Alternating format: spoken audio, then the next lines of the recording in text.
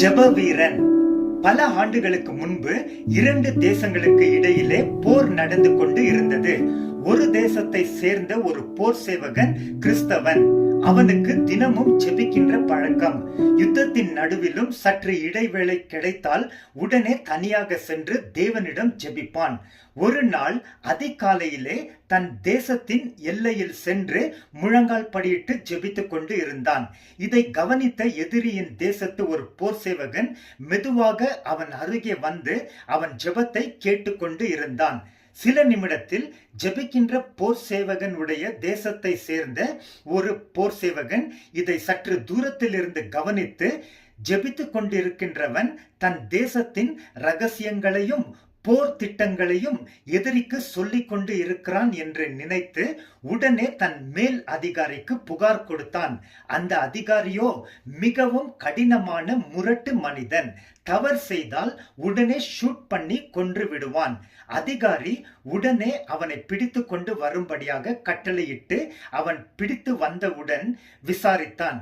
அந்த ஜெப வீரன், சார், நான் ஒரு கிறிஸ்தவன். சிறுவயது முதல் தினமும் என் தேவனிடம் ஜெபிப்பது என் வழக்கம். நான் பிடிக்கப்பட்ட போதும் உண்மையாக ஜெபித்துக் கொண்டு இருந்தேன்.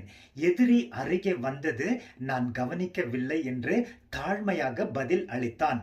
அங்கு சூழ்ந்து இருந்த எல்லோரும் இப்பொழுது அதிகாரி அவனை ஷூட் பண்ணி சாகடிப்பான் என்று யோசித்துக் கொண்டு இருந்தார்கள். ஆனால் அதிகாரி அவனை பார்த்து, இப்பொழுது நீ ஜெபி என்று சத்தமாய் சொன்னான். உடனே அந்த கிறிஸ்தவ போர் சேவகன், பிதாவே, உமக்கு நன்றி.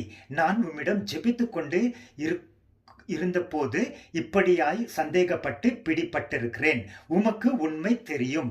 இப்பொழுதும் இந்த அதிகாரி என்னை விடுவிக்கும்படி செய்யும்.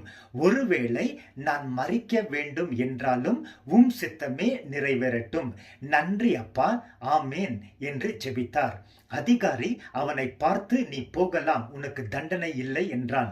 கீழ் அதிகாரி ஒருவன் அதிகாரியை பார்த்து, என்ன, அவனை விடுவித்து விட்டீர் என்று கேட்டான்.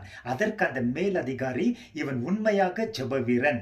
ஆபத்து, இக்கட்டு, உயிர் போகக்கூடிய தருவாயத்திலும் நம்பிக்கையுடன் ஜெபித்தான். ஜெபிக்கும் பழக்கம் இல்லாதிருந்து அவன் பொய் சொல்லி இருப்பானே, ஆனால் இப்படி ஜெபிக்க அவனுக்கு முடியாமல் போய் இருக்கும் என்றான்.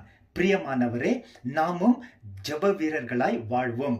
இடைவிடாமல் ஜெபம் செய்யுங்கள் என்று 1 தெசலோனிக்கர் 5:17 வசனத்தில் வாசிக்கிறோம். ஆமேன்.